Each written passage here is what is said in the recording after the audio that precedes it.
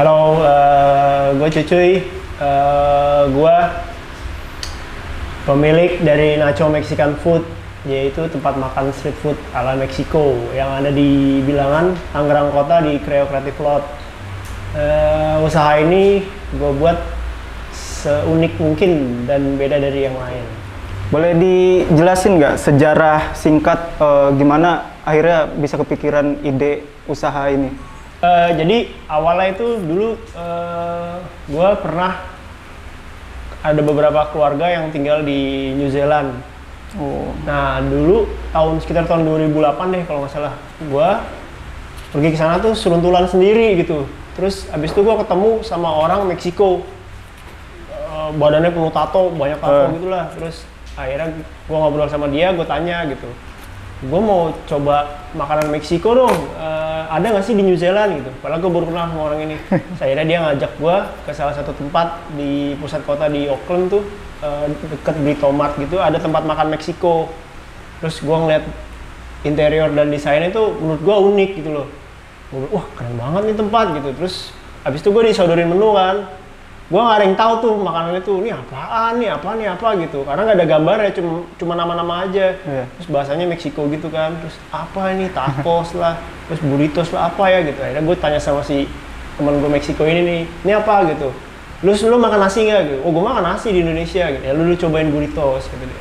Akhirnya gue cobain makanan itu enak, dan besokannya gue mulai coba bikin di rumah. Ternyata oh sesimpel ini ya, gue bilang segampang ini gitu. Dan ide itu lama banget sebenarnya udah gue milikin. Nah ketika pandemi ini melanda nih Indonesia nih kena tuh, terus gue bingung kan, wah gimana nih gitu, sementara gue pekerja seni gitu loh. Terus gue bingung, wah tabungan gue pasti akan habis nih, gimana caranya ya. Dan akhirnya gue mutusin jual salah satu koleksi pribadi gue, kendaraan antik lah. Nah, sepeda motor antik gue jual satu untuk bikin Nacho ini. Nah itulah kira-kira singkatnya kayak gitu. Sebelumnya sih gue ada usaha lain tapi barang-barang antik, cuma makanannya ini pertama kali gue bikin si Nacho ini. Berarti patahannya pas pandemi itu mas ya? Iya, pas pandemi itu gue mulai, otak gue tuh udah mulai yang bingung kan. Wah gue harus ngapain ya, apa yang harus gue perbuat gitu di usia gue yang sekarang gitu loh kan. Terus gue mau, ya semua orang pasti pengen berhasil lah, nggak mungkin nggak mau berhasil. Dan gue orangnya tuh senengnya nyoba sesuatu gitu loh. Walaupun dibilang nggak mungkin laku lah makanan lo, nggak mungkin. Tapi gue tetap coba dulu lah, urusan laku nggak laku belakangan. Yang penting gue harus coba dulu gitu. Boleh dijelasin angkanya gitu berapa gitu modal awal tuh? Modal awalnya? Iya. Wah modal awalnya itu sebenarnya modal awalnya itu adalah bukan duit sih. Modal nekat. Pertama itu ya? Iya, pertama gue mau mulai sesuatu usaha tuh, gue nekat dulu sih, gue hitungannya gitu. Urusan duit, pastilah ada lah gitu loh, pasti nanti ada kita cari gitu. Awalnya tuh gue nekat dulu gitu, dan gue mau realisasiin ide gue itu. Dan kebetulan ada salah satu tempat kreatif gitu di Tangerang ini kan, terus gue lihat tuh, kok makanannya udah ada nih semua, apa ya yang belum ada yang nggak umum. Jadi deh gue buka Meksiko, terus gue tanya harga sewanya gimana gitu. Di sini kebetulan harga sewanya ya nggak terlalu berat lah gitu dan bisa dicicil gitu. Terus akhirnya gue manfaatin barang-barang yang gue punya, kayak recycle, kayak dari interior bangunan ini nih semuanya barang-barangnya tuh barang-barang recycle, kebanyakan barang-barang recycle ya. Kayak interior dapur semua tuh kayu-kayunya tuh bekas gitu loh, tapi gue retouch lagi, gue ini lagi, dan jadi punya nilai gitu. Ya angkanya nggak mewah lah, pokoknya nggak kayak bisnismen yang lain yang harus ngeluarin duit ratusan juta. Yang jelas ini bukan ratusan juta yang gue keluarin, tapi ya bisa sesimpel inilah. Ya, berarti ini rata-rata emang ini ya, apa namanya, recycle semua ya? Iya. Iya. Barang-barangnya semua recycle, kecuali kipas angin ya. Kipas angin baru. Dari semua nih, kursi, meja, terus kalau alat-alat masak barulah, tapi interiornya tuh hampir semua recycle. Itu kayak kap-kap lampu itu dulunya bekas di stasiun kereta api zaman dulu, gue pakai tuh. Terus nih kursi-kursi ini nih kursi-kursi sekolah zaman tahun 60-an. Terus mejanya juga sama beberapa ininya lah, pokoknya ini kayak pintu ini gue pakai, ini bekas pintu di rumah Belanda. gue jadiin pintu. Pokoknya semua serba recycle, dan kalau bahasa kasarnya itu akal-akalan si miskin. Kalau anak sekarang bilang, tapi ya jadinya ya gue seneng sih, maksudnya ya pengen beda aja gitu. Tapi tetap gue higienis nomor satu, kebersihan segala macam, kayak kayu-kayunya apa gitu, gue bersihin dulu, terus gue matiin dulu biar nggak kena rayap, biar nggak kena jamur, jadi buat makanannya jadi aman. Itu kayu-kayunya ini nih yang buat ini bekas semua, nggak ada yang baru. Ini meja juga gue bikin dari bekas pintu. Terus seng-seng ini nih bekas bangunan-bangunan liar. Terus gue retouch lagi, gue bersihin, gue bagusin lagi. Karena konsep gue itu, gue pengennya tuh bener-bener raw street food gitu loh. Kayak apa sih, plastik lah, berantakan, tapi bersih gitu. Tapi dan unik gitu. Sebenarnya bisa, gue beli seng baru bisa, udah ada gitu. Cuman gue nggak dapetin warnanya itu. Kalau gue pakai yang bekas, gue retouch lagi, warnanya jadi kelihatan tua. Iya. Malah yang bekas jadi bagus. Iya, dan salah satu edukasinya sih itu gitu loh. Iya, buat siapapun mau mulai apapun lah, mau itu usaha atau apa gitu. Ya kalian nggak perlu ngeluarin uang banyak gitu loh. Kalau ide kalian berpikirnya ini bisa gitu, manfaatin apa-apa yang udah ada gitu. Benar. Kita jadiin, dan emang agak sulit sih untuk bisa orang lain tuh menyukai karya kita tuh, itu sulit banget gitu loh, gimana caranya. Tapi ada satu sisi idealisnya yang keyakinan sih, pokoknya yakin aja udah, pokoknya selama itu tidak merugikan orang lain dan itu bersih, udah nggak apa-apa, cobain aja. Berarti modal awal itu yang benar-benar apa namanya, ngeluarin uang banget gitu ya, dari nyewa tempat aja paling. Iya, nyewa tempat aja sama bayar pekerja buat ngerjain bangunan-bangunan ini kan. Terus kayak beli material lah, kayak beli cat, terus alat-alat dapur belinya gitu. Ya pokoknya kalau ditafsir tuh nominalnya nggak sampai 30 juta lah. Buat gue waktu itu bikin kayak gini tuh nggak sampai 30 juta gitu. Buat interior sama keperluan dapur apa segala macam, pokoknya nggak sampai segitu lah. Iya mas, kalau buat ke depan nih ada targetan tertentu nggak buat ini Nako Mexican Food ini? Target gue sih nggak mau muluk-muluk ya. Yang pertama tuh gue mau dikenal dulu lah gitu. Apa sih makanan Meksiko itu, maksudnya sebenarnya pangsa pasarnya tuh adalah anak-anak muda sih ya, anak-anak muda yang masih kuliah, terus masih sekolah, terus tapi tidak menutup kemungkinan juga buat kayak anak kecil, keluarga gitu. Banyak kok, udah beberapa anak-anak kecil tuh tanya, Mas apa sih tacos gitu, Om apa sih tacos gitu. Tacos itu roti tortilla, terus dibungkus, dalamnya ada daging, ada guacamole itu sausnya Meksiko dari alpukat, ada campurannya lah, sama ada salsanya, terus ada sayuran. Nah, orang-orang ya kurang lebih mirip sama kebab gitu loh, Timur Tengah, mirip kebab, cuman ada beberapa isiannya itu yang beda sama kebab. Jadi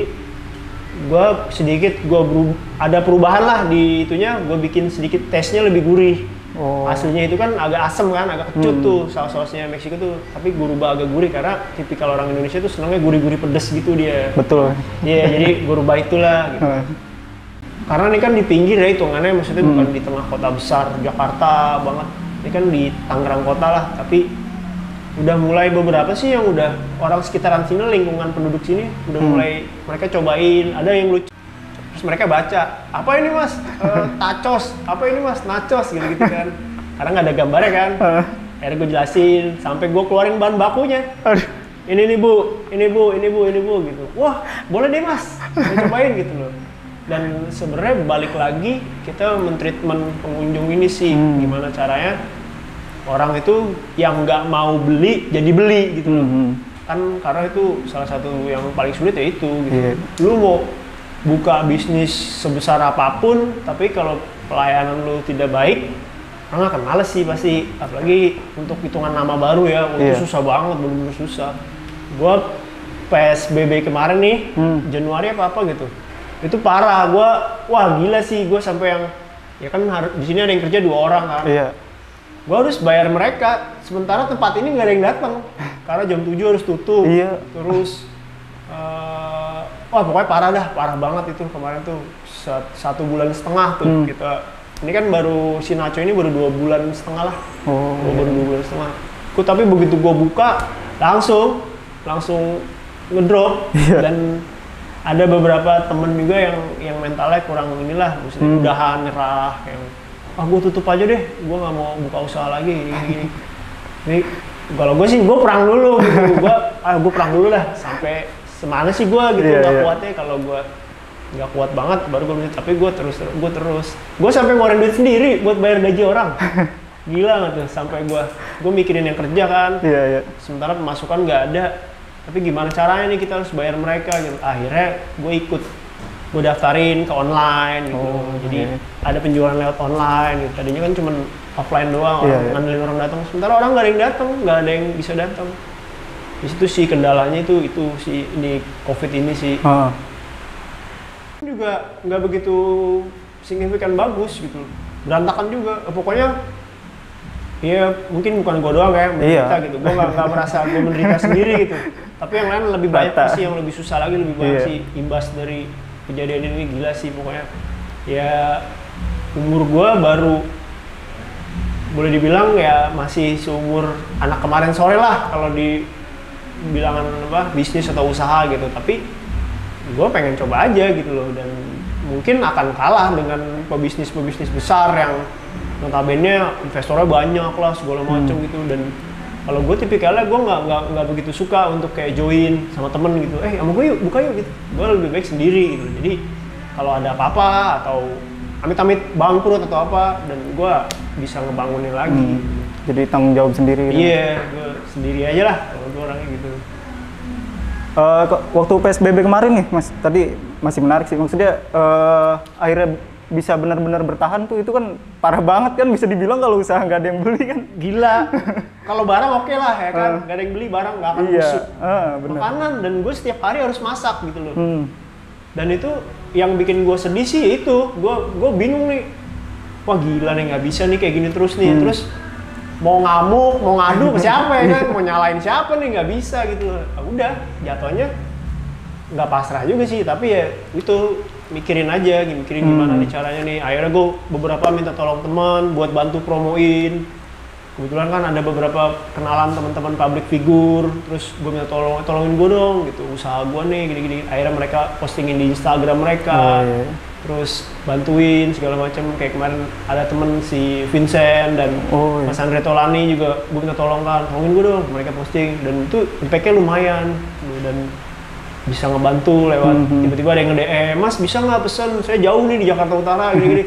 Gue bisa-bisain pokoknya, bisa gue bilang, pokoknya selama masih bisa kendaraan masuk bisa gue mau dimanapun. Ya itu gue kayak gitu pikiran gue, terus usaha terus. Abis kalau lu pasrah, lu nyalain gitu, misalkan lu nyalain pemerintah atau lu nyalain Tuhan gitu, ya nggak ada gunanya juga menurut gue gitu loh. Lu nyalahin tapi ya gimana gitu, lu harus cari solusinya.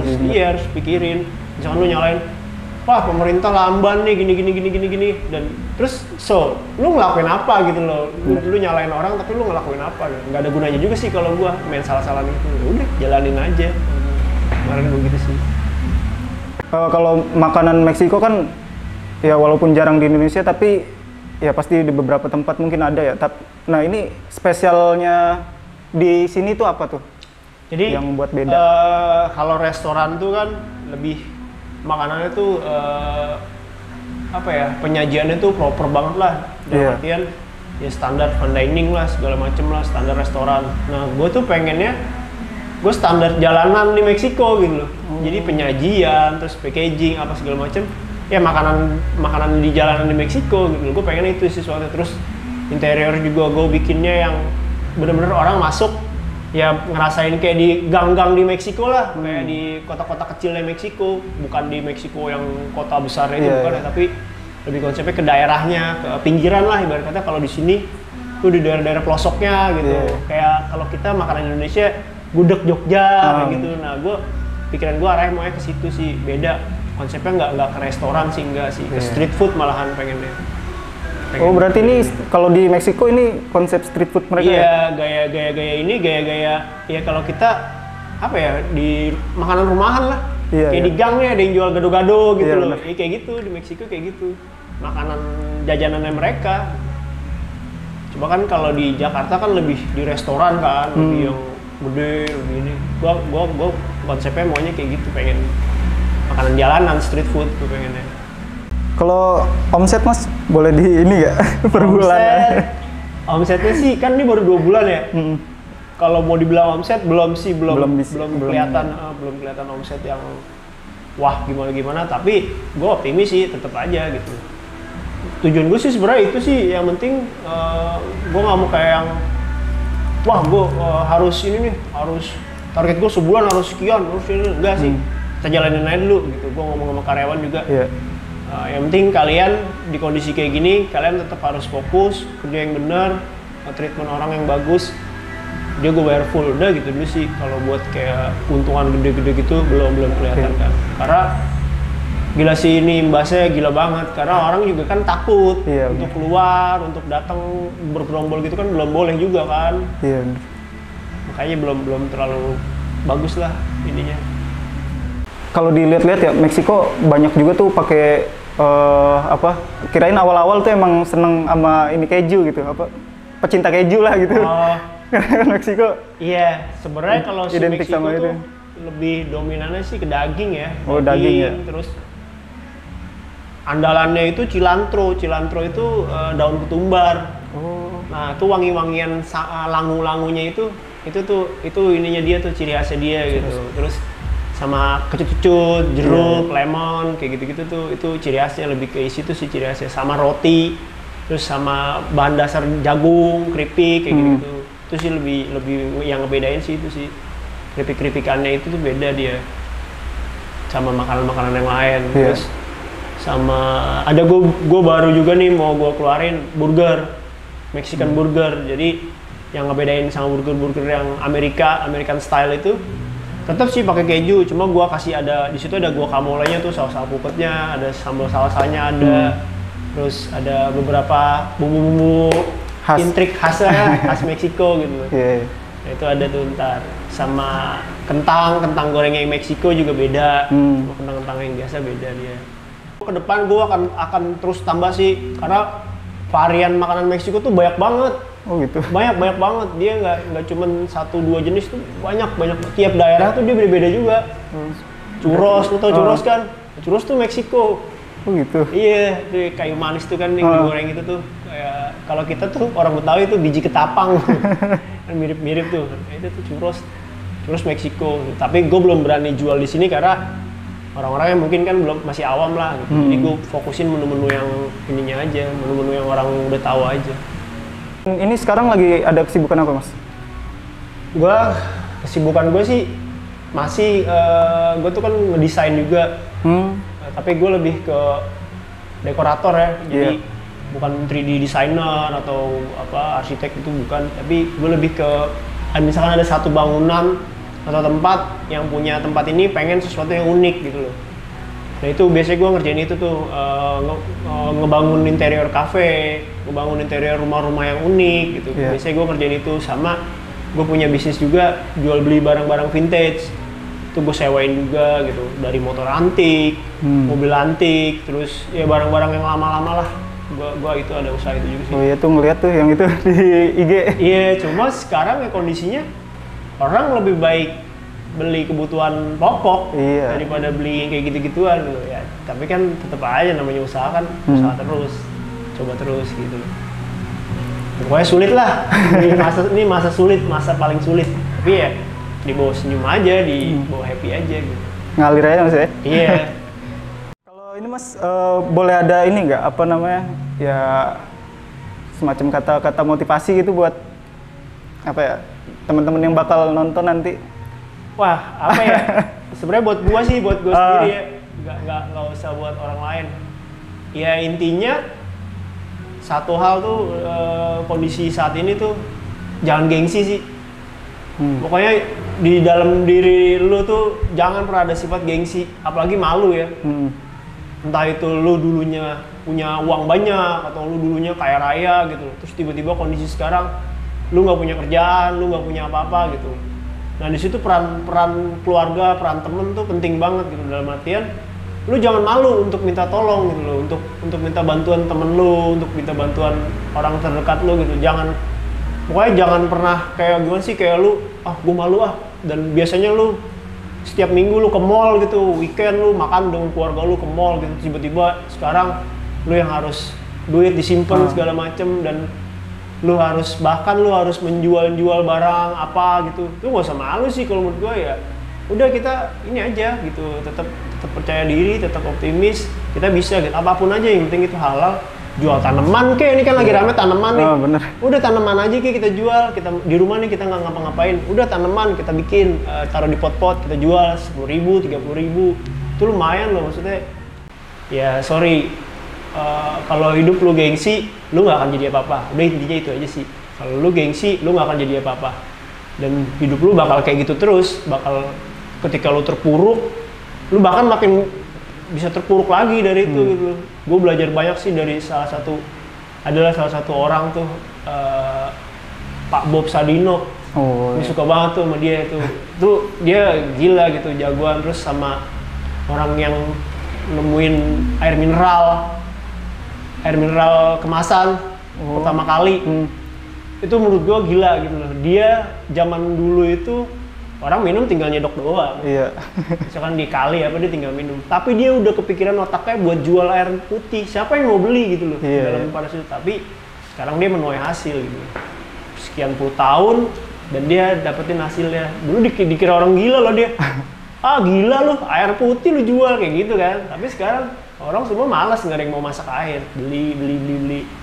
Dan itu sih gue belajar dari orang-orang itu sih. Makanya sifat optimis gue tuh kalau boleh dibilang terlalu berlebihan dari orang-orang biasanya, tapi bodo amat, gue cuek gitu. Yang penting ayo, gue bilang, selama lu masih muda dan lu gak ngerugiin orang lain gitu loh, banyak kok hal-hal positif gitu loh.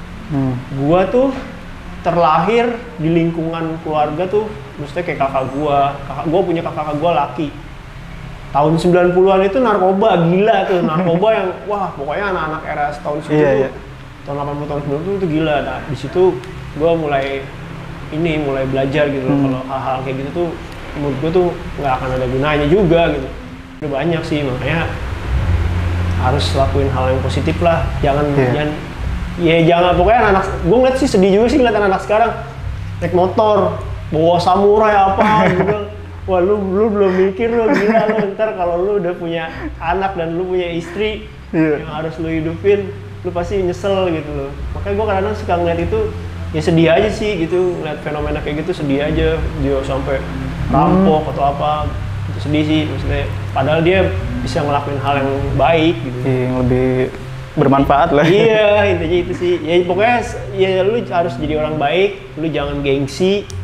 Terus kalau bisa lu selalu bantu orang gitu loh, apapun itu lu, maksudnya jangan pernah ada sifat rasial di diri lu, kayak rasis atau malas gue bantuin dia gitu, dia suku ini malas deh, itu jangan pernah ada ditanam dah. Karena hidup itu pasti lu nggak akan bisa sendiri gitu. Nanti lu mati pun lu nggak akan bisa jalan sendiri ke kuburan lu gitu, pasti lu akan digotong atau diurusin orang lain. Ya intinya itu, makanya gue selalu belajar itu biar selalu cari teman kayak gitu. Makanya pas gue di kontak ini, gue sih terserah apa aja, ayo, gue bilang ayo selama bisa membantu orang atau gimana, gue orangnya gitu, bantuin lah. Karena gue suatu saat gue pasti butuh bantuan orang juga. Gue isi itu sih prinsip hidup.